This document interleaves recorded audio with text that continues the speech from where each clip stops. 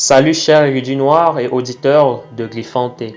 Dans le cadre d'une collaboration entre les chaînes Sciences et Savantes Noires et Glyphanté, nous vous proposons des vidéos traitant des problématiques médicales qui touchent la communauté noire ainsi que les traitements correspondant à partir de plantes. Ceci étant une science que nos aïeux pratiquaient avant nous et qui, sans transmission écrite, se perd à mesure que les générations passent. Nous souhaitons donc faire perdurer et évoluer cette transmission. N'hésitez pas alors à nous faire part de vos suggestions dans la section commentaires de cette vidéo. Merci. Bonjour les amis, aujourd'hui nous allons parler du paludisme, autrefois appelé malaria. C'est une maladie due à un parasite qui est véhiculé par un moustique, l'anophèle. Dans un premier temps, nous allons aborder des généralités, comme les 4 espèces de moustiques responsables du paludisme, mais aussi son mode de transmission.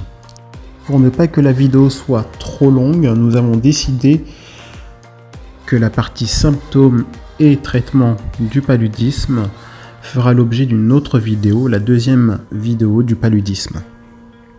Alors sachez que pour que la maladie existe, il faut 3 paramètres. Un réservoir, donc un humain atteint du paludisme, donc un humain homme, femme, enfant. Un vecteur, l'anophèle, en l'occurrence un moustique. Et un hôte, c'est-à-dire une personne saine. Le paludisme est répandu dans toute l'Afrique noire, où vivent les 4 espèces de moustiques responsables de cette maladie. Le Plasmodium falciparum, ovale, malarié et vivax. Les larves de moustiques se dupliquent dans les eaux stagnantes. La durée de vie des moustiques est d'environ 30 jours environ. Comment se transmet la maladie ? L'anophèle, en piquant un humain atteint de paludisme, va stocker les parasites dans ses glandes salivaires en même temps qu'elle lui suce son sang. Et lorsque l'anophèle va piquer une personne saine, elle lui transmet le parasite via ses glandes salivaires. Donc les parasites à l'intérieur du corps humain vont se réfugier directement dans le foie, où ils se divisent activement. Et le foie va se défendre en expulsant ces parasites, et ces derniers, donc les parasites, vont entrer à l'intérieur des globules rouges, vont se multiplier et vont finir par les détruire en les faisant exploser. Nous allons nous pencher maintenant sur l'immunité naturelle et l'immunité acquise. Il faut savoir que l'immunité, c'est la manière dont le corps va se défendre contre le paludisme. Alors, l'immunité naturelle, bien qu'encore imparfaitement connue, il existe probablement des facteurs génétiques et épigénétiques qui permettent à certains humains d'avoir une immunité naturelle. Cette immunité est dite naturelle parce que ces humains-là ont un corps qui a trouvé une parade pour ne pas développer le paludisme, donc ils ne seront jamais malades. Il y a d'autres facteurs qui permettent à un individu d'avoir une immunité naturelle, c'est la forme des globules rouges. Les individus ayant une drépanocytose, donc pensez à regarder notre vidéo qui traite du sujet, ne développeront pas la maladie du paludisme. D'autres facteurs vont varier en fonction de certaines ethnies. Alors, si vous avez des témoignages de personnes ayant développé une immunité naturelle, n'hésitez pas à nous écrire. Nous allons aborder maintenant l'immunité acquise.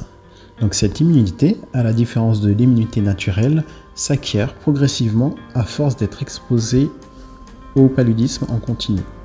C'est le principe de mitridatisation.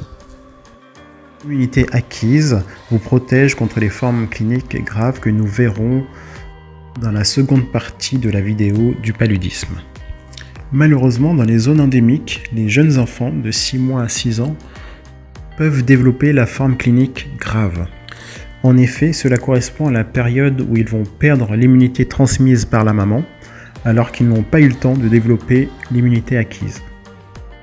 Nous allons finir la première partie de cette vidéo consacrée au paludisme en vous rappelant une chose importante, c'est que l'immunité acquise n'est jamais totale et jamais définitive.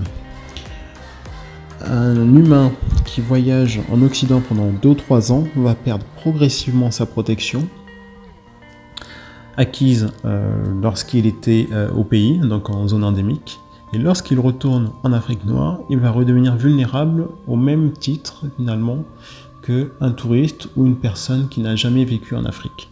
Donc attention, l'immunité acquise n'est jamais définitive.